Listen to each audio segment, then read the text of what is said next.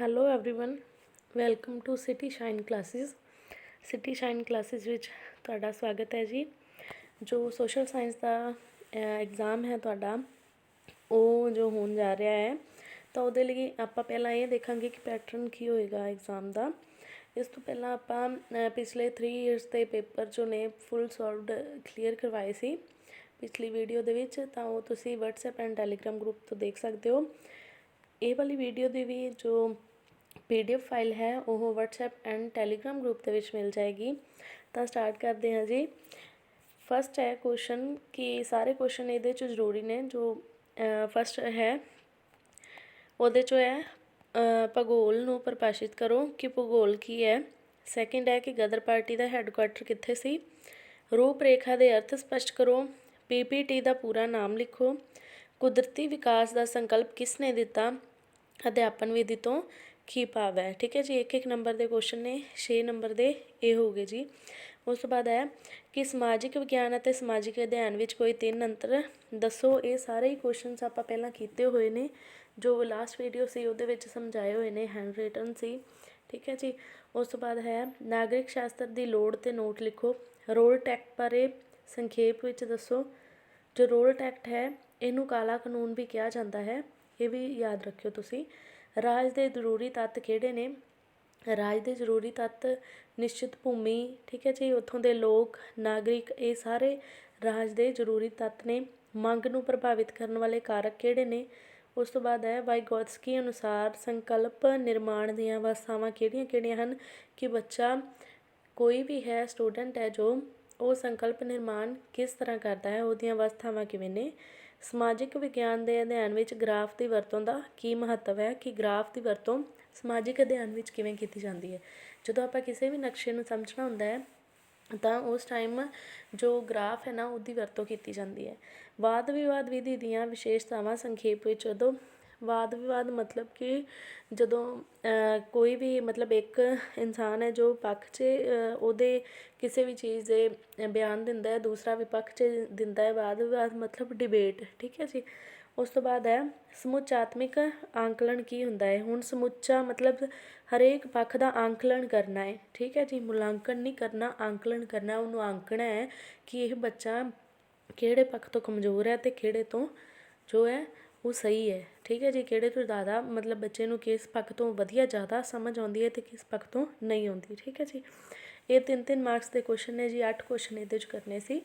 ਉਸ ਤੋਂ ਬਾਅਦ ਹੈ ਸਾਰੇ ਕੁਐਸਚਨਸ 'ਚੋਂ ਜੋ ਇੱਕ ਕੁਐਸਚਨ ਕਰਨਾ ਹੈ, 2 ਹੋਣਗੇ, ਉਹਦੇ 'ਚੋਂ ਇੱਕ ਹੈ ਸਮਾਜਿਕ ਵਿਗਿਆਨ ਦੇ ਅਰਥ ਅਤੇ ਅਹਿਮੀਅਤ ਦੀ ਵਿਸਥਾਰਪੂਰਵਕ ਵਿਆਖਿਆ ਕਰਨੀ ਹੈ।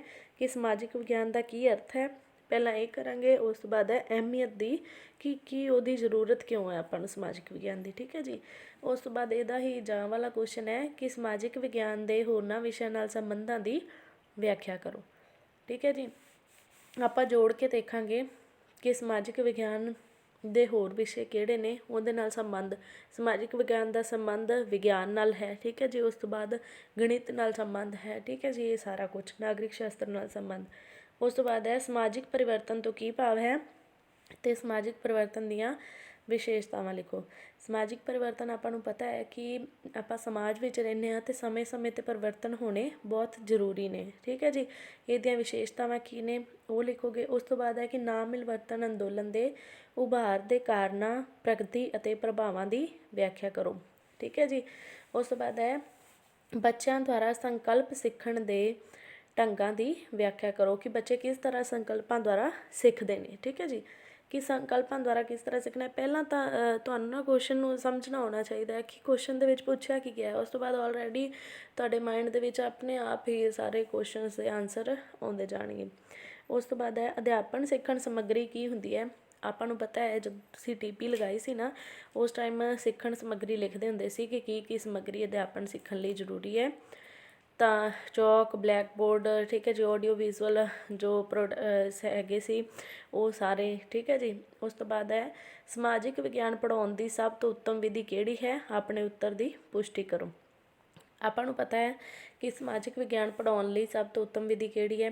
ਮੰਨ ਲਓ ਕਿ ਆਪਾਂ ਪ੍ਰੋਜੈਕਟ ਵਿਧੀ ਕਹਿੰਦੇ ਹਾਂ ਜਾਂ ਆਪਾਂ ਕਹਾਣੀ ਸੁਣਾਉਣ ਵਿਧੀ ਕਹਿੰਦੇ ਹਾਂ। ਆਪਾਂ ਨੂੰ ਜਿਹੜੀ ਵਿਧੀ ਜ਼ਿਆਦਾ ਉੱਤਮ ਲੱਗਦੀ ਹੈ ਨਾ, ਉਹ ਆਪਾਂ ਇਹਦੇ 'ਚ ਦੱਸਾਂਗੇ ਅਤੇ ਉਹਦੇ ਕੀ ਹਾਨੀਆਂ ਨੇ, ਕੀ ਲਾਭ ਨੇ, ਉਹ ਸਾਰੇ ਦੱਸਾਂਗੇ। ਠੀਕ ਹੈ ਜੀ। ਮੁਲਾਂਕਣ ਤੋਂ ਕੀ ਭਾਵ ਹੈ? ਸਮਾਜਿਕ ਵਿਗਿਆਨ ਵਿੱਚ ਇਸ ਦੀ ਅਹਿਮੀਅਤ ਦੀ ਚਰਚਾ ਕਰੋ। ਮੁਲਾਂਕਣ ਕੀ ਹੁੰਦਾ ਹੈ? ਮੁਲਾਂਕਣ ਸਾਰੇ ਪੱਖਾਂ ਦਾ ਹੁੰਦਾ ਹੈ। ਠੀਕ ਹੈ ਜੀ। ਸਮਾਜਿਕ ਵਿਗਿਆਨ ਵਿੱਚ ਕੀ ਇਹਦੀ ਅਹਿਮੀਅਤ ਹੈ, ਇਹਦੇ ਕੀ ਲਾਭ ਨੇ, ਠੀਕ ਹੈ ਜੀ, ਉਹਦੀ ਆਪਾਂ ਚਰਚਾ ਕਰਨੀ ਹੈ। ਹੁਣ ਯੂਨਿਟ ਫਸਟ ਹੈ ਜੋ, ਉਹ ਹੈ ਕਿ ਸਮਾਜਿਕ ਵਿਗਿਆਨ ਦੀ ਪ੍ਰਕਿਰਤੀ। ਠੀਕ ਹੈ ਜੀ। ਸਮਾਜਿਕ ਵਿਗਿਆਨ ਅਤੇ ਸਮਾਜਿਕ ਅਧਿਐਨ। ਸਮਾਜ ਨੂੰ ਮਾਨਵ ਦਾ ਜੀਵਨ ਅਤੇ ਕਿਰਿਆਵਾਂ ਭਿੰਨ ਭਿੰਨ ਸਮਾਜਿਕ ਵਿਗਿਆਨਾਂ ਦਾ ਵਿਸ਼ਾ ਵਸਤੂ ਪ੍ਰਦਾਨ ਕਰਦੀਆਂ ਹਨ। ਠੀਕ ਹੈ ਜੀ। ਉਸ ਤੋਂ ਬਾਅਦ ਇਹਨਾਂ ਨੂੰ ਇਤਿਹਾਸ, ਅਰਥ ਸ਼ਾਸਤਰ, ਰਾਜਨੀਤੀ ਸ਼ਾਸਤਰ, ਸਮਾਜਿਕ ਵਿਗਿਆਨ, ਮਾਨਵ ਵਿਗਿਆਨ, ਨਿਆਂ ਸ਼ਾਸਤਰ ਅਤੇ ਦਰਸ਼ਨ ਸ਼ਾਸਤਰ ਵਿਸ਼ਿਆਂ ਵਿੱਚ ਸੰਗਠਿਤ ਕੀਤਾ ਗਿਆ। ਦੂਸਰੇ ਪਾਸੇ ਸਮਾਜਿਕ ਅਧਿਐਨ ਉਹ ਅਧਿਐਨ ਹੈ ਜਿਸ ਦੀ ਵਿਸ਼ਾ ਵਸਤੂ ਪ੍ਰਤੱਖ ਰੂਪ ਵਿੱਚ ਸਮਾਜ ਦੇ ਸੰਗਠਨ ਅਤੇ ਵਿਕਾਸ ਨਾਲ ਸੰਬੰਧਿਤ ਹੈ। ਠੀਕ ਹੈ ਜੀ। ਹੁਣ ਸਮਾਜਿਕ ਵਿਗਿਆਨ ਦਾ ਅਰਥ ਕੀ ਹੈ? ਆਪਣੇ ਕੋਲ ਨਾਗਰਿਕ ਸ਼ਾਸਤਰ ਦਾ ਅਰਥ ਪੁੱਛਿਆ ਗਿਆ ਸੀ, ਭੂਗੋਲ ਦਾ ਵੀ ਅਰਥ ਪੁੱਛਿਆ ਜਾਂਦਾ ਹੈ। ਹਰੇਕ ਐਗਜ਼ਾਮ 'ਚ ਨਾ ਇੱਕ ਇੱਕ ਦਾ ਅਰਥ ਜ਼ਰੂਰ ਪੁੱਛਿਆ ਜਾਂਦਾ ਹੈ, ਭਾਵੇਂ ਇਸ ਵਾਰ ਸਮਾਜਿਕ ਵਿਗਿਆਨ ਦਾ ਅਰਥ ਪੁੱਛ ਲੈਣ। ਠੀਕ ਹੈ ਜੀ। ਜਾਂ ਪ੍ਰਭਾਸ਼ਿਤ ਕਰੋ ਤਾਂ ਆਪਾਂ ਇੱਕ ਪਰਿਭਾਸ਼ਾ ਦੇਣੀ ਹੋਏਗੀ, ਇੱਥੇ ਦੱਸਣਾ ਹੋਏਗਾ ਕਿ ਕੀ ਹੈ ਸਮਾਜਿਕ ਵਿਗਿਆਨ, ਕਿਹੜੇ ਜੋ ਵਿਗਿਆਨਿਕ ਦੇ ਅਨੁਸਾਰ ਕੀ ਹੈ ਸਮਾਜਿਕ ਵਿਗਿਆਨ। ਠੀਕ ਹੈ ਜੀ। ਸਿੱਖਿਆ ਦੇ ਵੱਖ ਵੱਖ ਵਿਸ਼ਿਆਂ ਨੂੰ ਵਿਗਿਆਨ ਦੀ ਵੱਡੀ ਦੇਣ ਹੈ। ਕਿਸੇ ਵੀ ਵਿਸ਼ੇ ਵਿੱਚ ਨਵੇਂ ਤੱਥਾਂ ਨੂੰ ਖੋਜਣ ਲਈ ਵਿਗਿਆਨਿਕ ਵਿਧੀ ਲਾਗੂ ਕੀਤੀ ਜਾਂਦੀ ਹੈ। ਉਸ ਵਿਸ਼ੇ ਦਾ ਸੁਭਾਅ ਵਿਗਿਆਨਿਕ ਹੋਣ ਲੱਗਦਾ ਹੈ। ਜਦੋਂ ਸਮਾਜਿਕ ਵਿਸ਼ਿਆਂ ਵਿੱਚ ਖੋਜ ਕਰਨ ਲਈ ਵਿਗਿਆਨਿਕ ਵਿਧੀ ਲਾਗੂ ਕੀਤੀ ਜਾਵੇ ਤਾਂ ਉਹ ਸਮਾਜਿਕ ਵਿਗਿਆਨ ਕਹਿਲਾਉਂਦਾ ਹੈ। ਠੀਕ ਹੈ ਜੀ। ਕਿ ਜਦੋਂ ਨਾ ਆਪਾਂ ਸਮਾਜਿਕ ਵਿਸ਼ਿਆਂ ਵਿੱਚ ਖੋਜ ਕਰਨ ਲਈ ਕਿਸੇ ਵੀ ਵਿਗਿਆਨਿਕ ਵਿਧੀ ਦੀ ਵਰਤੋਂ ਕਰਦੇ ਹਾਂ ਤਾਂ ਉਹ ਸਮਾਜਿਕ ਵਿਗਿਆਨ ਬਣ ਜਾਂਦਾ ਹੈ। ਠੀਕ ਹੈ ਜੀ। ਉਸ ਤੋਂ ਬਾਅਦ ਹੈ ਸਮਾਜਿਕ ਵਿਗਿਆਨ ਦੋ ਸ਼ਬਦਾਂ ਦੇ ਮੇਲ ਤੋਂ ਬਣਿਆ, ਸਮਾਜਿਕ ਪਲੱਸ ਵਿਗਿਆਨ।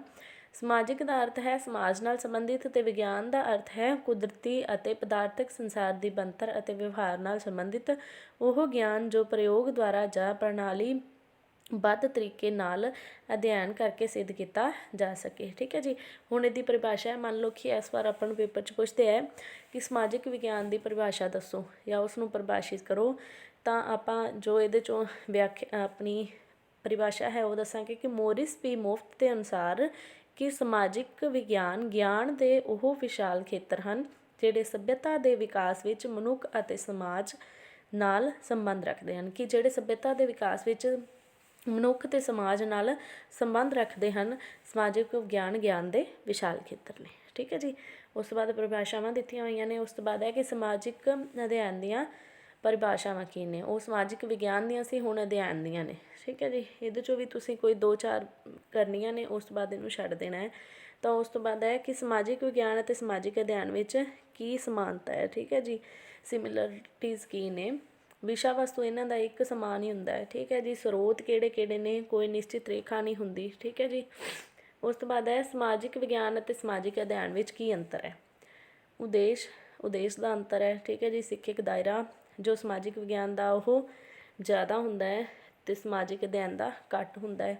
ਉਹ ਜਮਾਤ 'ਚ ਹੀ ਰਹਿ ਕੇ ਕਰਨਾ ਹੁੰਦਾ ਜੋ ਅਧਿਐਨ ਹੁੰਦਾ ਹੈ, ਅਤੇ ਸਮਾਜਿਕ ਵਿਗਿਆਨ ਹੈ ਜੋ ਉਹ ਪੂਰੇ ਸੰਸਾਰ ਵਿੱਚ ਹੁੰਦਾ ਹੈ। ਸਮਾਜਿਕ ਵਿਗਿਆਨ ਦਾ ਮੁੱਖ ਉਦੇਸ਼ ਵਿਸ਼ੇਸ਼ ਤੱਥਾਂ ਸੰਕਲਪਾਂ ਦੀ ਖੋਜ ਕਰਨਾ ਹੈ। ਇਹ ਸਿਰਫ ਜਮਾਤ ਵਿੱਚ ਰਹਿ ਕੇ ਨਹੀਂ ਪੜ੍ਹਾਇਆ ਜਾ ਸਕਦਾ। ਠੀਕ ਹੈ ਜੀ। ਇਹਦੇ ਪੁਆਇੰਟਸ ਨੇ। ਉਸ ਤੋਂ ਬਾਅਦ ਹੈ ਕਿ ਸਮਾਜਿਕ ਵਿਗਿਆਨ ਦਾ ਖੇਤਰ ਕਿੱਥੋਂ ਤੱਕ ਹੈ। ਤਾਂ ਜੋ ਖੇਤਰ ਸ਼ਬਦ ਦਾ ਅਰਥ ਪ੍ਰਸੰਗ ਵਿਸਥਾਰ ਪੂਰੀ ਤਰ੍ਹਾਂ ਵਿਸ਼ੇ ਨੂੰ ਲੜੀਵਾਰ ਕਰਨਾ, ਵਿਧੀਪੂਰਵਕ ਅਤੇ ਸਿੱਖਿਆ ਦੀਆਂ ਅਨੁਭੂਤੀਆਂ ਨੂੰ ਅਧਿਐਨ ਦੁਆਰਾ ਬੱਚਿਆਂ ਤੱਕ ਪਹੁੰਚਾਉਣਾ ਹੈ। ਠੀਕ ਹੈ ਜੀ। ਉਸ ਤੋਂ ਬਾਅਦ ਹੈ ਮਨੁੱਖੀ ਸੰਬੰਧਾਂ ਦਾ ਅਧਿਐਨ ਹੈ ਜੋ ਸਮਾਜਿਕ ਵਿਗਿਆਨ ਕਰਦਾ ਹੈ। ਸਮਾਜਿਕ ਅਧਿਐਨ ਹੁੰਦਾ ਹੈ, ਟੈਕਨੋਲੋਜੀ ਅਧਿਐਨ ਹੁੰਦਾ ਹੈ, ਵੱਖਰੀ ਸਿੱਖਿਆ ਹੁੰਦੀ ਹੈ, ਬਰਾਬਰੀ, ਹਰੇਕ ਤਰ੍ਹਾਂ ਦੀ ਬਰਾਬਰੀ ਹੈ ਜੋ ਸਮਾਜਿਕ ਅਧਿਐਨ ਵਿੱਚ ਹੁੰਦੀ ਹੈ। ਵਿਸ਼ਵ ਬਰਾਬਰੀ ਹੁੰਦੀ ਹੈ, ਆਰਥਿਕ ਵਿਕਾਸ ਹੁੰਦਾ ਹੈ, ਉਦਯੋਗਿਕ ਵਿਕਾਸ ਹੁੰਦਾ ਹੈ ਅਤੇ ਸਮਾਜ ਦੀਆਂ ਸੰਸਥਾਵਾਂ ਹੁੰਦੀਆਂ ਨੇ ਜੀ। ਕਾਰਨ ਅਤੇ ਪ੍ਰਭਾਵਾਂ ਦਾ ਅਧਿਐਨ ਕਰਦੇ ਨੇ। ਮਨੁੱਖ ਅਤੇ ਉਸਦੇ ਵਾਤਾਵਰਣ ਦਾ ਅਧਿਐਨ ਵੀ ਸਮਾਜਿਕ ਵਿਗਿਆਨ ਦੁਆਰਾ ਕੀਤਾ ਜਾਂਦਾ ਹੈ। ਅਤੀਤ ਅਤੇ ਵਰਤਮਾਨ ਦਾ ਸਹਿ ਸੰਬੰਧ। ਸਮਾਜ ਦਾ ਅਧਿਐਨ ਬੱਚਿਆਂ ਵਿੱਚ ਵਿਗਿਆਨਿਕ ਸੋਚ ਪੈਦਾ ਕਰਨੀ, ਜ਼ਿੰਦਗੀ ਜਿਉਣ ਲਈ ਤਿਆਰ ਕਰਦਾ ਹੈ। ਭੂਤਕਾਲ, ਵਰਤਮਾਨ ਅਤੇ ਭਵਿੱਖ ਦਾ ਸੰਗਮ ਹੈ ਜੀ। ਸਮਾਜਿਕ ਵਿਗਿਆਨ ਦੀ ਪ੍ਰਕਿਰਤੀ ਕਿਸ ਤਰ੍ਹਾਂ ਦੀ ਹੈ ਅਤੇ ਇਹਦੇ ਪੁਆਇੰਟਸ ਨੇ ਮੇਨ। ਉਸ ਤੋਂ ਬਾਅਦ ਤੁਸੀਂ ਇਹਦੇ ਅੱਗੇ ਜੋ ਹੈ ਉਹਨੂੰ ਪਰਿਭਾਸ਼ਿਤ ਕਰ ਸਕਦੇ ਹੋ ਇੱਕ ਵਿਸ਼ੇਸ਼ ਗਿਆਨ ਹੈ ਜੋ ਉਹ ਸਮਾਜਿਕ ਵਿਗਿਆਨ ਹੈ। ਠੀਕ ਹੈ ਜੀ। ਇੱਕ ਵਿਆਪਕ ਵਿਸ਼ਾ ਹੈ ਕਿ ਸਾਰੇ ਪੱਖਾਂ ਦਾ ਹੀ ਰਾਜਨੀਤੀ ਸ਼ਾਸਤਰ, ਮਾਨਵ ਵਿਗਿਆਨ, ਸਮਾਜ ਸ਼ਾਸਤਰ, ਲੋਕ ਪ੍ਰਬੰਧ ਸਾਰਿਆਂ ਦਾ ਅਧਿਐਨ ਕਰਦਾ ਹੈ। ਅੰਤਰ ਰਿਸ਼ਤਿਆਂ ਬਾਰੇ ਗਿਆਨ ਦਿੰਦਾ ਹੈ ਕਿ ਮਨੁੱਖ ਅਤੇ ਮਨੁੱਖ ਦੇ ਪਦਾਰਥ ਨਾਲ ਰਿਸ਼ਤਿਆਂ ਦੇ ਗਿਆਨ ਸਮਾਜਿਕ ਵਿਗਿਆਨ ਦਿੰਦਾ ਹੈ। ਜਿਵੇਂ ਸਮਾਜ ਸ਼ਾਸਤਰ, ਮਨੋਵਿਗਿਆਨ, ਸਿੱਖਿਆ, ਰਾਜਨੀਤੀ ਸ਼ਾਸਤਰ ਸਭ ਮਨੁੱਖੀ ਰਿਸ਼ਤਿਆਂ ਅਤੇ ਅਰਥ ਸ਼ਾਸਤਰ ਮਨੁੱਖ ਦੇ ਧਨ ਅਤੇ ਪਦਾਰਥ ਨਾਲ ਰਿਸ਼ਤੇ ਪ੍ਰਗਟ ਕਰਦਾ ਹੈ ਕਿ ਜਿਹੜਾ ਮਨੁੱਖ ਹੈ ਨਾ ਉਹਦੇ ਹੀ ਮਨੁੱਖਾਂ ਨਾਲ, ਇੱਕ ਮਨੁੱਖ ਦੇ ਦੂਸਰੇ ਮਨੁੱਖ ਨਾਲ ਅਤੇ ਮਨੁੱਖ ਦੇ ਦੂਸਰੇ ਪਦਾਰਥਾਂ ਨਾਲ ਰਿਸ਼ਤਿਆਂ ਬਾਰੇ ਦੱਸਦਾ ਹੈ। ਠੀਕ ਹੈ ਜੀ। ਅੰਤਰ ਰਿਸ਼ਤੇ ਜੋ ਹੁੰਦੇ ਨੇ। ਸਮਾਜਿਕ ਵਿਗਿਆਨ ਹੈ ਜੋ ਉਹ ਕੀ ਕਰਦਾ ਹੈ ਕਿ ਵਿਸ਼ਿਆਂ ਵਿੱਚ ਅੰਤਰ ਸੰਬੰਧ ਵੀ ਹੁੰਦਾ ਹੈ। ਇੱਕ ਗਤੀਸ਼ੀਲ ਵਿਸ਼ਾ ਸੰਸਕ੍ਰਿਤਿਕ ਗਿਆਨ ਕੁਦਰਤੀ ਵਿਗਿਆਨ ਨਹੀਂ ਹੈ। ਕਬੀਲੇ ਜਾਂ ਸਮੁਦਾਇ ਦਾ ਅਧਿਐਨ ਕਰਦਾ ਹੈ। ਸਮਾਜਿਕ ਜੀਵਨ ਲਈ ਤਿਆਰੀ ਦਿੰਦਾ ਹੈ। ਜ਼ਿੰਮੇਵਾਰ ਨਾਗਰਿਕਾਂ ਦਾ ਨਿਰਮਾਣ ਕਰਦਾ ਹੈ। ਸਮਾਜਿਕ ਅਧਿਐਨ ਦਾ ਖੇਤਰ ਕਿੱਥੋਂ ਤੱਕ ਹੈ? ਠੀਕ ਹੈ ਜੀ। ਇਹ ਆਪਾਂ ਨੂੰ ਪਤਾ ਹੈ ਕਿ ਇਹਦਾ ਖੇਤਰ ਬਹੁਤ ਜ਼ਿਆਦਾ ਵਿਸ਼ਾਲ ਹੈ। ਠੀਕ ਹੈ ਜੀ। ਉਹਨੂੰ ਜੋ ਵਿਸਤਾਰ, ਅਨੁਭਵ, ਸਾਰੀਆਂ ਵਿਭਿੰਨਤਾਵਾਂ ਸਾਰੀਆਂ ਹੁੰਦੀਆਂ ਨੇ ਉਹ ਸਮਾਜਿਕ ਅਧਿਐਨ ਵਿੱਚ ਹੁੰਦੀਆਂ ਨੇ। ਸਮਾਜਿਕ ਅਧਿਐਨ ਵਿਅਕਤੀ ਦੇ ਜੀਵਨ ਅਤੇ ਸਮਾਜਿਕ ਭੌਤਿਕ ਵਾਤਾਵਰਨ ਨਾਲ ਜੁੜੇ ਸੰਬੰਧਾਂ ਦਾ ਅਧਿਐਨ ਹੈ। ਸਮਾਜਿਕ ਅਧਿਐਨ ਸਮਾਜ ਨਾਲ ਜੁੜੇ ਸਾਰੇ ਵਿਸ਼ਿਆਂ ਦਾ ਅਧਿਐਨ ਹੈ। ਸਮਾਜਿਕ ਅਧਿਐਨ ਸਮਾਜ ਦਾ ਅਧਿਐਨ ਹੈ। ਅੰਦਰੂਨੀ ਅਤੇ ਬਾਹਰੀ ਵਾਤਾਵਰਨ ਦਾ ਗਿਆਨ ਇੱਕ ਵੱਖਰਾ ਵਿਸ਼ਾ ਹੈ। ਠੀਕ ਹੈ ਜੀ। ਉਸ ਤੋਂ ਬਾਅਦ ਵਿਦਿਆਰਥੀਆਂ ਅੰਦਰ ਸਮਾਜਿਕ ਸੰਬੰਧਾਂ ਅਤੇ ਸਮਾਜਿਕ ਸੱਚਾਈਆਂ ਨੂੰ ਸਮਝਣ ਲਈ ਸਮਾਜਿਕ ਵਿਗਿਆਨ ਦੀ ਕੀ ਭੂਮਿਕਾ ਹੈ। ਠੀਕ ਹੈ ਜੀ। ਉਸ ਤੋਂ ਬਾਅਦ ਵੱਖ-ਵੱਖ ਦ੍ਰਿਸ਼ਟੀਕੋਣਾਂ ਵਿੱਚ ਇਤਿਹਾਸ ਦੀ ਪ੍ਰਕਿਰਤੀ ਅਤੇ ਖੇਤਰ। ਕਿ ਇਤਿਹਾਸ ਦੀ ਪ੍ਰਕਿਰਤੀ ਕਿਵੇਂ ਦੀ ਹੈ? ਇਤਿਹਾਸ ਵਿਗਿਆਨ ਦੇ ਰੂਪ ਵਿੱਚ ਵੀ ਹੁੰਦਾ ਹੈ। ਠੀਕ ਹੈ ਜੀ। ਉਹਦੇ 'ਚ ਪੱਖ 'ਚ ਕੀ ਵਿਚਾਰ ਨੇ ਅਤੇ ਵਿਪੱਖ 'ਚ ਕੀ ਵਿਚਾਰ ਨੇ ਇਹ ਵੀ ਦੱਸਣੇ ਹੁੰਦੇ ਆ। ਠੀਕ ਹੈ ਜੀ। ਇਤਿਹਾਸ ਦਾ ਜੋ ਵੱਖ-ਵੱਖ ਦ੍ਰਿਸ਼ਟੀਕੋਣਾਂ ਤੋਂ ਕੀ ਖੇਤਰ ਹੈ ਉਹ ਦੱਸਿਆ ਗਿਆ ਹੈ। ਉਸ ਤੋਂ ਬਾਅਦ ਸਮਾਜਿਕ ਖੇਤਰ, ਆਰਥਿਕ ਖੇਤਰ, ਰਾਜਨੀਤਿਕ ਖੇਤਰ, ਧਾਰਮਿਕ ਖੇਤਰ, ਤਕਨੋਲੋਜੀ ਦੇ ਖੇਤਰ। ਇਤਿਹਾਸਕਾਰ ਦਾ ਕੀ ਕੰਮ ਹੁੰਦਾ ਹੈ? ਠੀਕ ਹੈ ਜੀ। ਹਿਸਟੋਰੀਅਨ ਦਾ ਕੀ ਕੰਮ ਹੈ ਇਤਿਹਾਸ ਵਿੱਚ? ਕਿ ਆਪਾਂ ਨੂੰ ਪਤਾ ਹੈ ਕਿ ਆਪਾਂ ਇਤਿਹਾਸਕਾਰਾਂ 'ਤੇ ਯਕੀਨ ਕਰਦੇ ਹਾਂ। ਕੋਈ ਵੀ ਮਤਲਬ ਆਪਾਂ ਨੂੰ ਪ੍ਰੂਫ ਤੋਂ ਬਿਨਾਂ ਆਪਾਂ ਕਦੀ ਵੀ ਕਿਸੇ ਗੱਲ 'ਤੇ ਯਕੀਨ ਨਹੀਂ ਕਰਦੇ। ਤਾਂ ਜੋ ਇਤਿਹਾਸਕਾਰ ਨੇ ਉਹਨਾਂ ਨੂੰ ਸਿੱਕੇ ਅਤੇ ਜੋ ਸਮਾਰਕ ਵਗੈਰਾ ਮਿਲੇ ਸੀ ਉਹਦੇ 'ਤੇ ਸ਼ਿਲਾਲੇਖਾਂ 'ਤੇ ਲਿਖਿਆ ਗਿਆ ਸੀ ਤਾਂ ਉਹਨਾਂ 'ਤੇ ਹੀ ਆਪਾਂ ਯਕੀਨ ਕਰਦੇ ਹਾਂ। ਠੀਕ ਹੈ ਜੀ। ਇਤਿਹਾਸਿਕ ਲੇਖਕ, ਅਨੁਸੰਧਾਨਕਰਤਾ, ਵਿਸ਼ਲੇਸ਼ਕ, ਅਨੁਵਾਦਕ, ਕਥਾਵਾਚਕ। ਠੀਕ ਹੈ ਜੀ। ਉਸ ਤੋਂ ਬਾਅਦ ਸਿੱਟਾ। ਵਿਸ਼ਿਸ਼ਟ ਵੱਧ ਪਦਾਧਿਕਾਰੀ ਜਾਂ ਬਣਤਰ ਕਿਹੋ ਜਿਹੀ ਹੈ? ਜਦੋਂ ਕਿਸੇ ਦੇਸ਼ ਦਾ ਇੱਕ ਆਮ ਨਾਗਰਿਕ ਸਿੱਖਿਆ ਜਾਂ ਰਾਜਨੀਤੀ ਕਰਕੇ ਕਿਸੇ ਉੱਚੇ ਪਦ ਨੂੰ ਪ੍ਰਾਪਤ ਕਰ ਲੈਂਦਾ ਹੈ ਤਾਂ ਉਹ ਪਦਾਧਿਕਾਰੀ ਕਹਾਉਂਦਾ ਹੈ। ਕਿ ਕਿਸੇ ਵੀ ਦੇਸ਼ ਦਾ ਇੱਕ ਆਮ ਨਾਗਰਿਕ ਹੈ ਜੋ ਉਹ ਉੱਚ ਅਹੁਦੇ 'ਤੇ ਪਹੁੰਚ ਗਿਆ ਤਾਂ ਉਹ ਵਿਸ਼ਿਸ਼ਟ ਵਰਗ ਪਦਾਧਿਕਾਰੀ ਕਹਾਏਗਾ। ਠੀਕ ਹੈ ਜੀ। ਉਸ ਤੋਂ ਬਾਅਦ ਹੈ ਗਲੋਬ ਕੀ ਹੁੰਦਾ ਹੈ? 10ਵੀਂ ਸਦੀ ਵਿੱਚ ਖਗੋਲ ਸਿਖਾਉਣ ਦੇ ਲਈ ਗਲੋਬ ਦਾ ਨਿਰਮਾਣ ਕੀਤਾ ਗਿਆ। ਪ੍ਰਿਥਵੀ ਨੂੰ ਗਲੋਬ ਦੇ ਰੂਪ ਦੇ ਕੇ ਅਜਿਹੀਆਂ ਅਨੇਕਾਂ ਗੱਲਾਂ ਦਾ ਸਪਸ਼ਟੀਕਰਨ ਸਰਲ ਰਹਿੰਦਾ ਹੈ ਜੋ ਸਮਤਲ ਮਾਨਚਿੱਤਰ ਉੱਪਰ ਆਮ ਤੌਰ 'ਤੇ ਕਠਿਨ ਹੁੰਦਾ ਹੈ। ਉਂਝ ਵੀ ਸਧਾਰਨ ਵਿਗਿਆਨ ਅਤੇ ਸਮਾਜਿਕ ਸਿੱਖਿਆ ਦੇਣ ਵਿੱਚ ਗਲੋਬ ਇੱਕ ਦ੍ਰਿਸ਼ ਸਾਧਨ ਦੇ ਰੂਪ ਵਿੱਚ ਸਥਾਨ ਰੱਖਦਾ ਹੈ। ਠੀਕ ਹੈ ਜੀ। ਉਸ ਤੋਂ ਬਾਅਦ ਗਲੋਬ ਦੇ ਕੀ ਲਾਭ ਨੇ ਉਹ ਨੀਚੇ ਦਿੱਤੇ ਨੇ। ਠੀਕ ਹੈ ਜੀ। ਅਨੁਸ਼ਾਸਨ ਕੇਂਦਰਿਕ ਪਹੁੰਚ ਜਾਂ ਉਪਾਗਮ ਕੀ ਹੁੰਦਾ ਹੈ? ਅਨੁਸ਼ਾਸਨ ਕੇਂਦਰਿਕ ਉਪਾਗਮ ਢਾਂਚੇ 'ਤੇ ਆਧਾਰਿਤ ਹੋਣਾ ਚਾਹੀਦਾ ਹੈ ਜੋ ਕਿ ਸਿੱਖਣ ਦੀ ਵਿਸ਼ਾ ਵਸਤੂ ਦੇ ਵਿਸ਼ਿਆਂ, ਸਮੱਸਿਆਵਾਂ ਅਤੇ ਹੋਰ ਕਿਰਿਆਵਾਂ ਨਾਲ ਮੇਲ ਖਾਂਦਾ ਹੋਵੇ। ਅਰਥਾਤ ਸਮਾਜਿਕ ਵਿਗਿਆਨ ਦੇ ਵਿਸ਼ੇ ਜਿਵੇਂ ਭੂਗੋਲ, ਅਰਥ ਸ਼ਾਸਤਰ, ਸਮਾਜ ਸ਼ਾਸਤਰ, ਇਤਿਹਾਸ, ਨਾਗਰਿਕ ਸ਼ਾਸਤਰ ਆਦਿ ਦੀਆਂ ਕਿਰਿਆਵਾਂ, ਸਮੱਸਿਆਵਾਂ ਇੱਕ ਦੂਜੇ ਨਾਲ ਮੇਲ ਖਾਂਦੀਆਂ ਹੋਣੀਆਂ ਚਾਹੀਦੀਆਂ ਹਨ। ਠੀਕ ਹੈ ਜੀ। ਉਹਦੀਆਂ ਕੀ ਵਿਸ਼ੇਸ਼ਤਾਵਾਂ ਨੇ? ਕਿ ਵਿਵਹਾਰਿਕ ਨਿਯਮਾਂ 'ਤੇ ਆਧਾਰਿਤ ਉਪਾਗਮ, ਗਿਆਨ ਦੇ ਸੰਗਠਿਤ ਢਾਂਚੇ 'ਤੇ ਆਧਾਰਿਤ ਸਮਾਜਿਕ ਵਿਗਿਆਨ ਦੇ ਸਾਰੇ ਉਪ ਵਿਸ਼ਿਆਂ ਨੂੰ ਸੰਗਠਿਤ ਕਰਦਾ ਹੈ। ਕੋਈ ਸੰਤੁਲਿਤ ਸਿੱਖਿਆ ਨਹੀਂ ਦਿੰਦਾ। ਯਥਾਰਥ ਅਤੇ ਅਰਥਪੂਰਨ ਸਿੱਖਣ ਉਪਾਗਮ ਹੈ। ਠੀਕ ਹੈ ਜੀ। ਪ੍ਰੋਫੈਸਰ ਗਾਤੇ ਅਨੁਸਾਰ ਕਾਲ ਬੋਧ ਕੁਝ ਸੰਬੰਧਾਂ ਅਧੀਨ ਜੀਵਨ ਅਤੇ ਕਿਰਿਆਵਾਂ ਨੂੰ ਸਮਝਣ ਦੀ ਯੋਗਤਾ ਹੈ। ਠੀਕ ਹੈ ਜੀ। ਕਿ ਸਮੇਂ ਦਾ ਬੋਧ ਕੀ ਹੈ? ਉਸ ਤੋਂ ਬਾਅਦ ਹੈ ਪ੍ਰਭਾਵਹੀਨ ਸਮੂਹ ਅਤੇ ਅਨੁਭਵ ਤੇ ਦ੍ਰਿਸ਼ਟੀਕੋਣ। ਘੱਟ ਗਿਣਤੀ ਦੇ ਲੋਕਾਂ ਦਾ ਵਰਗ ਜੋ ਹੈ ਉਹ ਪ੍ਰਭਾਵਹੀਨ ਸਮੂਹ ਨੇ। ਠੀਕ ਹੈ ਜੀ। ਸਮੇਂ ਦਾ ਬੋਧ ਕੀ ਹੈ ਉਹ ਆਪਾਂ ਨੂੰ ਪਤਾ ਲੱਗ ਚੁੱਕਿਆ ਹੈ। ਉਸ ਤੋਂ ਬਾਅਦ ਗਿਆਨ ਦੇ ਵੱਖ-ਵੱਖ ਸਰੋਤ ਕੀ ਨੇ? ਗਿਆਨ ਇੰਦਰੀਆਂ ਜਾਂ ਗਿਆਨ ਅਨੁਭਵ। ਠੀਕ ਹੈ ਜੀ। ਅਨੁਸੂਚਿਤ ਜਾਤੀਆਂ ਦਾ ਵਰਗ, ਵਿਸ਼ੇਸ਼ ਤੌਰ 'ਤੇ ਲੋਕਾਂ ਦਾ ਵਰਗ, ਸਾਪੇਖਤਾ, ਤਰਕ ਬੁੱਧੀ, ਅੰਦਰੂਨੀ ਗਿਆਨ। ਇਤਿਹਾਸਿਕ ਕਲਪਨਾ ਦਾ ਕੀ ਅਰਥ ਹੈ? ਇਤਿਹਾਸਿਕ ਕਲਪਨਾ ਦੋ ਸ਼ਬਦਾਂ ਤੋਂ ਮਿਲ ਕੇ ਬਣਿਆ ਹੈ। ਇਤਿਹਾਸ ਪਸ ਕਲਪਨਾ ਇਤਿਹਾਸ ਦਾ ਅਰਥ ਹੈ ਭੂਤਕਾਲ ਦਾ ਅਧਿਐਨ ਜੋ ਬੀਤ ਗਿਆ, ਅਤੇ ਕਲਪਨਾ ਦਾ ਅਰਥ ਹੈ ਮਨ ਘੜੰਤ ਗੱਲਾਂ ਬਣਾਉਣੀਆਂ, ਅਰਥਾਤ ਭੂਤਕਾਲ ਵਿੱਚ ਜੋ ਵੀ ਕੁਝ ਘਟਿਤ ਹੋਇਆ ਹੈ ਉਸ ਦੇ ਨਾਲ ਸਾਡੀ ਸੋਚ ਜੋ ਮਨ ਘੜੰਤ ਗੱਲਾਂ ਜਾਂ ਕਲਪਨਾਵਾਂ ਤਿਆਰ ਕਰਦੀ ਹੈ, ਉਸ ਨੂੰ ਇਤਿਹਾਸਿਕ ਕਲਪਨਾਵਾਂ ਕਿਹਾ ਜਾਂਦਾ ਹੈ। ਉਦਾਹਰਨ ਦੇ ਤੌਰ 'ਤੇ ਇਤਿਹਾਸਿਕ ਧਾਰਮਿਕ ਮਹਾਂਕਾਵ ਵਿੱਚ ਜਿਵੇਂ ਰਾਮਾਇਣ, ਮਹਾਂਭਾਰਤ ਆਦਿ ਵਿੱਚ ਮਹਾਂਪੁਰਖਾਂ ਦੁਆਰਾ ਪਹਿਨੇ ਹੋਏ ਵਸਤਰ, ਮਹਿਲ, ਸਾਰਾ ਕੁਛ ਹੀ ਆਪਾਂ ਕਲਪਨਾ ਕੀਤੀ ਹੋਈ ਹੈ। ਇਤਿਹਾਸਿਕ ਕਲਪਨਾ ਵਿਕਸਿਤ ਕਰਨ ਦੇ ਢੰਗ ਕੀ ਨੇ? ਨਾਟਕ, ਠੀਕ ਹੈ ਜੀ, ਚਿੱਤਰਕਾਰ, ਠੀਕ ਹੈ ਜੀ, ਦ੍ਰਿਸ਼ ਦਿਖਾਉਣੇ। ਸਮਾਜ ਕੀ ਹੈ? ਬੋਲਚਾਲ ਦੀ ਭਾਸ਼ਾ ਵਿੱਚ ਜਾਂ ਸਧਾਰਨ ਅਰਥ ਵਿੱਚ ਸਮਾਜ ਸ਼ਬਦ ਦੀ ਵਰਤੋਂ ਵਿਅਕਤੀਆਂ ਦੇ ਸਮੂਹ ਲਈ ਕੀਤੀ ਜਾਂਦੀ ਹੈ। ਇਹ ਬਹੁਤ ਵਾਰ ਆਪਾਂ ਪੜ੍ਹ ਲਿਆ ਜੀ। ਅਤੇ ਕਿਹੜੇ ਕਿਹੜੇ ਸਮਾਜ ਪਹਿਲਾਂ ਹੁੰਦੇ ਸੀ ਜਾਂ ਹੁਣ ਹੈਗੇ ਨੇ? ਆਰੀਆ ਸਮਾਜ, ਬ੍ਰਹਮੋ ਸਮਾਜ, ਪ੍ਰਾਰਥਨਾ ਸਮਾਜ, ਹਿੰਦੂ ਸਮਾਜ, ਜੈਨ, ਬੁੱਧ, ਠੀਕ ਹੈ ਜੀ, ਬਰਮੋ, ਸਿੱਖ, ਠੀਕ ਹੈ ਜੀ, ਇਹ ਸਾਰੇ। ਉਸ ਤੋਂ ਬਾਅਦ ਸਮਾਜ ਦੀਆਂ ਕੀ ਪਰਿਭਾਸ਼ਾਵਾਂ ਨੇ ਨੀਚੇ ਦਿੱਤੀਆਂ ਨੇ। ਉਸ ਤੋਂ ਬਾਅਦ ਕਿ ਸਮਾਜ ਦਾ ਸਵਰੂਪ ਜਾਂ ਵਿਸ਼ੇਸ਼ਤਾਵਾਂ ਕੀ ਨੇ? ਆਪਸੀ ਜਾਗਰੂਕਤਾ, ਸਮਾਜ ਅਮੂਰਤ ਹੈ, ਸਮਾਜ ਵਿੱਚ ਸਮਾਨਤਾ ਅਤੇ ਅਸਮਾਨਤਾ ਹੈ, ਸਮਾਜ ਅੰਤਰ ਨਿਰਭਰਤਾ 'ਤੇ ਆਧਾਰਿਤ ਹੈ, ਸਮਾਜ ਹਮੇਸ਼ਾ ਪਰਿਵਰਤਨਸ਼ੀਲ ਹੈ, ਸਮਾਜ ਮਨੁੱਖਾਂ ਤੱਕ ਸੀਮਿਤ ਨਹੀਂ ਹੈ। ਸਮਾਜਿਕ ਸਤਰੀਕਰਨ ਕੀ ਹੈ? ਕਿ ਜਦੋਂ ਇੱਕ ਜੋ ਇਨਸਾਨ ਹੈ ਛੋਟੇ ਵਰਗ ਤੋਂ ਲੈ ਕੇ ਵੱਡੇ ਵਿੱਚ ਪਹੁੰਚ ਜਾਂਦਾ ਹੈ ਤਾਂ ਉਹ ਵੱਖਰੇ ਵੱਖਰੇ ਸਤਰ ਬਣ ਜਾਂਦੇ ਨੇ, ਠੀਕ ਹੈ ਜੀ। ਕੋਈ ਕਿਸੇ ਸਤਰ 'ਤੇ ਪਹੁੰਚ ਜਾਂਦਾ ਹੈ ਕਿ ਵਰਗ ਹੋ ਜਾਂਦੇ ਨੇ ਉਹਨਾਂ ਦੇ ਵੱਖਰੇ ਵੱਖਰੇ, ਠੀਕ ਹੈ ਜੀ। ਉਸ ਤੋਂ ਬਾਅਦ ਹੈ ਸਮੁਦਾਇ ਕੀ ਹੈ? ਸਮੁਦਾਇ ਵੀ ਸਮਾਜ ਹੀ ਹੈ, ਠੀਕ ਹੈ ਜੀ। ਉਸ ਤੋਂ ਬਾਅਦ ਹੈ ਅਰਥ ਕੀ ਹੈ ਇਹਦਾ? ਕਿ ਸ਼ਬਦ ਹੈ ਜੋ ਕਮਿਊਨਿਸ, ਕਮਿਊਨਿਸ ਮਤਲਬ ਇਕੱਠੇ ਸੇਵਾ ਕਰਨਾ, ਟੂਗੈਦਰ ਸਰਵਿੰਗ। ਉਸ ਤੋਂ ਬਾਅਦ ਹੈ ਸਮੁਦਾਇ ਦੇ ਆਧਾਰ ਜਾਂ ਜ਼ਰੂਰੀ ਤੱਤ, ਵਿਅਕਤੀਆਂ ਦਾ ਸਮੂਹ, ਨਿਸ਼ਚਿਤ ਭੂਗੋਲਿਕ ਖੇਤਰ, ਸਮੁਦਾਇਕ ਭਾਵਨਾ। ਉਸ ਤੋਂ ਬਾਅਦ ਹੈ ਸਮੁਦਾਇ ਦੀਆਂ ਮੁੱਖ ਵਿਸ਼ੇਸ਼ਤਾਵਾਂ, ਆਪਣੇ ਆਪ ਵਿਕਾਸ, ਸਥਿਰਤਾ, ਵਿਸ਼ੇਸ਼ ਨਾਮ, ਮੂਰਤਤਾ, ਵਿਆਪਕ ਉਦੇਸ਼, ਸਧਾਰਨ ਜੀਵਨ। ਸੱਭਿਅਤਾ ਕੀ ਹੈ? ਹਰੇਕ ਦੇਸ਼ ਦੀ ਪਛਾਣ ਉਸਦੀ ਆਪਣੀ ਸੱਭਿਅਤਾ ਹੁੰਦੀ ਹੈ। ਸੱਭਿਅਤਾ ਉਸ ਦੇਸ਼ ਵਿੱਚ ਰਹਿਣ ਵਾਲੇ ਲੋਕਾਂ, ਉਹਨਾਂ ਦੇ ਰੀਤੀ ਰਿਵਾਜਾਂ, ਅਨੁਭਵਾਂ, ਕੰਮ ਕਾਜਾਂ, ਨਿਯਮਾਂ ਵਿੱਚੋਂ ਝਲਕਦੀ ਹੈ। ਮਨੁੱਖ ਦਾ ਅਸੱਭਿਅ ਹੋਣਾ ਅਤੇ ਸੱਭਿਅ ਹੋਣਾ ਉਸਦੇ ਆਪਣੇ ਕੰਮਾਂ, ਅਨੁਭਵਾਂ 'ਤੇ ਪਤਾ ਲੱਗਦਾ ਹੈ। ਉਦਾਰਥ ਉਹਦੀਆਂ ਪਰਿਭਾਸ਼ਾਵਾਂ ਜੋ ਨੇ ਵੱਖ ਵੱਖ ਵਿਗਿਆਨਿਕਾਂ ਨੇ ਦਿੱਤੀਆਂ ਨੇ। ਰਾਸ਼ਟਰ ਰਾਜ ਕੀ ਹੁੰਦਾ ਹੈ? ਅਜਿਹਾ ਰਾਜ ਜਿਹੜਾ ਕਿਸੇ ਰਾਸ਼ਟਰ ਦੇ ਲੋਕਾਂ ਦੇ ਰਾਜਨੀਤਿਕ ਸੰਗਠਨ ਦੇ ਨੇਤਰਤਵ ਕਰਦਾ ਹੈ। ਇਸ ਦੀ ਮੁੱਖ ਵਿਸ਼ੇਸ਼ਤਾ ਇਹ ਹੁੰਦੀ ਹੈ ਕਿ ਉਸ ਨੂੰ ਸਾਰੇ ਲੋਕ ਆਪਣਾ ਰਾਜ ਮੰਨਦੇ ਹਨ, ਠੀਕ ਹੈ ਜੀ।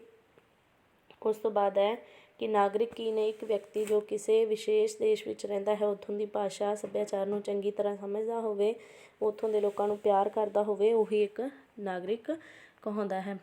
ਨਾਗਰਿਕ ਦੇ ਜੋ ਕਰਤੱਵ ਨੇ ਉਹ ਕੀ ਹੈ? ਸੰਵਿਧਾਨ ਦੇ ਅਨੁਛੇਦ 51A ਅਨੁਸਾਰ ਭਾਰਤ ਦੇ ਹਰ ਇੱਕ ਨਾਗਰਿਕ ਦਾ ਇਹ ਕਰਤੱਵ ਹੋਵੇਗਾ ਕਿ ਉਹ ਸੰਵਿਧਾਨ ਦਾ ਪਾਲਣ ਕਰੇ, ਉਸਦੇ ਆਦਰਸ਼ਾਂ, ਸੰਸਥਾਵਾਂ, ਰਾਸ਼ਟਰੀ ਝੰਡੇ, ਰਾਸ਼ਟਰੀ ਗੀਤ ਦਾ ਆਦਰ ਕਰੇ, ਠੀਕ ਹੈ ਜੀ। ਰਾਸ਼ਟਰੀ ਅੰਦੋਲਨ ਨੂੰ ਪ੍ਰੇਰਿਤ ਕਰਨ ਵਾਲੇ ਸੁਤੰਤਰਤਾ ਪ੍ਰਾਪਤੀ ਦੇ ਉੱਚੇ ਆਦਰਸ਼ਾਂ ਨੂੰ ਮਨ ਵਿੱਚ ਸੰਜੋਏ ਅਤੇ ਉਹਨਾਂ ਦਾ ਪਾਲਣ ਕਰੇ। ਦੇਸ਼ ਦੀ ਪ੍ਰਭੂਸੱਤਾ, ਅਖੰਡਤਾ, ਏਕਤਾ ਦੀ ਰਾਖੀ ਅਤੇ ਸੰਭਾਲ ਕਰੇ, ਦੇਸ਼ ਦੀ ਰੱਖਿਆ ਕਰੇ ਅਤੇ ਲੋੜ ਪੈਣ 'ਤੇ ਕੌਮੀ ਸੇਵਾ ਕਰੇ। ਭਾਰਤ ਵਾਸੀਆਂ ਵਿੱਚ ਅਜਿਹੀ ਇਕਸੁਰਤਾ ਅਤੇ ਸਮਾਨ ਭਾਈਚਾਰੇ ਦੀ ਭਾਵਨਾ ਦਾ ਨਿਰਮਾਣ ਕਰੇ ਜਿਹੜੀ ਧਰਮ, ਭਾਸ਼ਾ, ਪ੍ਰਦੇਸ਼ ਜਾਂ ਵਰਗ ਆਧਾਰਿਤ ਸਾਰੇ ਭੇਦਭਾਵਾਂ ਤੋਂ ਪਰੇ ਹੋਵੇ। ਅਜਿਹੀਆਂ ਪ੍ਰਥਾਵਾਂ ਦਾ ਤਿਆਗ ਕਰੇ ਜਿਨ੍ਹਾਂ ਨਾਲ ਇਸਤਰੀਆਂ ਦਾ ਨਿਰਾਦਰ ਹੁੰਦਾ ਹੋਵੇ, ਠੀਕ ਹੈ ਜੀ। ਇਹ ਆਪਣੀਆਂ 2 ਯੂਨਿਟਸ ਨੇ ਜੋ ਉਹ ਇਸ ਲੈਕਚਰ ਦੇ ਵਿੱਚ ਕੰਪਲੀਟ ਹੋਈਆਂ ਨੇ। ਮੋਸਟ ਇੰਪੋਰਟੈਂਟ ਕੁਐਸਚਨ ਸੀ ਜਿਹੜੇ ਉਹੀ ਆਪਾਂ ਸਮਝਾਏ ਨੇ, ਠੀਕ ਹੈ ਜੀ। ਫਸਟ ਐਂਡ ਸੈਕਿੰਡ ਯੂਨਿਟ ਇਹਦੇ 'ਚ ਕੰਪਲੀਟ ਹੋ ਗਈ ਹੈ, ਤਾਂ ਤੁਸੀਂ ਇਸ ਨੂੰ ਜ਼ਰੂਰ ਸ਼ੇਅਰ ਕਰਿਓ ਜੀ। ਅਤੇ ਇਹਦਾ ਜੋ ਤੁਹਾਨੂੰ PDF ਹੈ WhatsApp ਐਂਡ Telegram ਗਰੁੱਪ ਦੇ ਵਿੱਚ ਮਿਲ ਜਾਏਗੀ। ਤਾਂ thanks for watching, thanks to all.